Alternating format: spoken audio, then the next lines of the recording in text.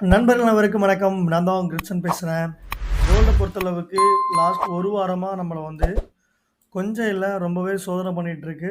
Market கிளியரான ஒரு concern ஸ்டேஜில் இருக்குது.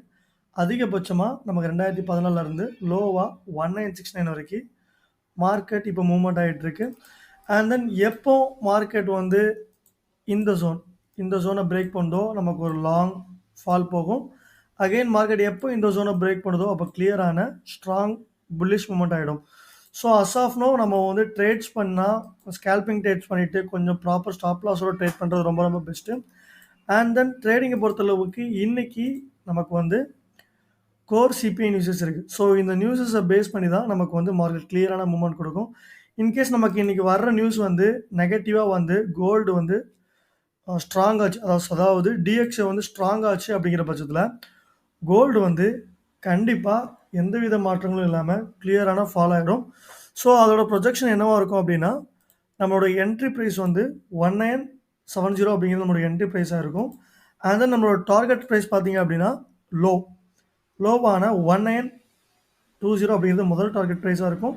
அண்ட் தென் ரெண்டாவது டார்கெட் ப்ரைஸாக 1900 வரைக்கும் போகிறது கூட வாய்ப்புகள் இருக்குது.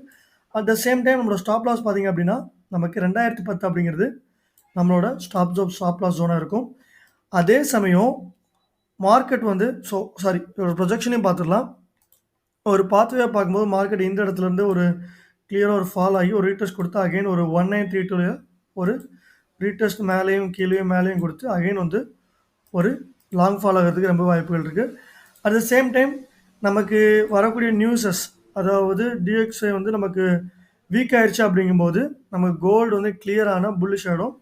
ஸோ அதோட ப்ரொஜெக்ஷன் பார்க்கும்போது நம்மளோட டார்கெட் ப்ரைஸ் ஆல் டைம் ஹையான ஒரு 2074 போகிறதுக்கு உறுதியாக மாற்றங்கள் இல்லை. அதையும் நான் கிளியர் ப்ரொஜெக்ஷனாக ட்ரா பண்ணி காமிக்கிறேன்.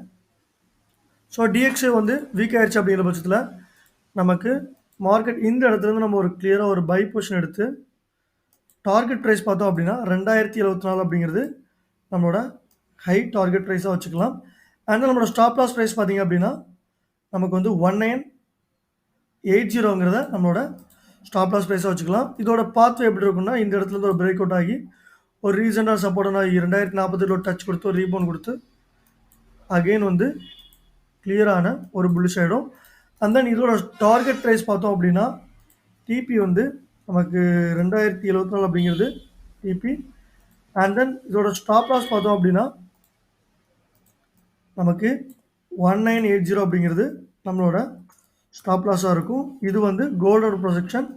அட் த சேம் டைம் நம்மளோட செல் ப்ரொஜெக்ஷன் பார்த்தோம் அப்படின்னா மார்க்கெட் இந்த இடத்துலேருந்து ஒரு ஃபால் ஆகுமா, ஸோ அதை டெலிட் பண்ணிவிட்டு ஃபால் ஆகும்போது ஸோ மார்க்கெட் கிளியராக கன்சர்ன் ஸ்டேஜில் இருக்குது. அதனால தான் இவ்வளோ நமக்கு சோதனைகள். இந்த இடத்துலேருந்து மார்க்கெட் கிளியராக ஒரு ஷார்ட் ஃபால் ஆகும்போது நம்மளோட டார்கெட் ப்ரைஸ் 1900 அப்படிங்கிறது நம்மளோட டார்கெட் ப்ரைஸாக இருக்கும். அது நம்மளோட ஸ்டாப் லாஸ் ப்ரைஸ் பார்த்திங்க அப்படின்னா 2010 அப்படிங்கிற ஸ்டாப் லாஸ் ப்ரைஸாக இருக்கும். ஸோ இதோட பாத்வேயும் இந்த இடத்துல பிரேக் ஆகி ரீசன் சப்போர்ட்டான 19 டச் பண்ணிட்டு அகைன் கிளியரான ஃபால் ஆகிடும். அண்ட் தென் இதோட ஸ்டாப் லாஸ் ப்ரைஸ் பார்த்தோம் அப்படின்னா 2010 அப்படிங்கிறது நம்மளோட ஸ்டாப் லாஸ் ப்ரைஸாக இருக்கும். அண்ட் தென் டார்கெட் ப்ரைஸ் பார்த்தோம் அப்படின்னா நமக்கு லோவான 1900 அப்படிங்கிறது நம்மளோட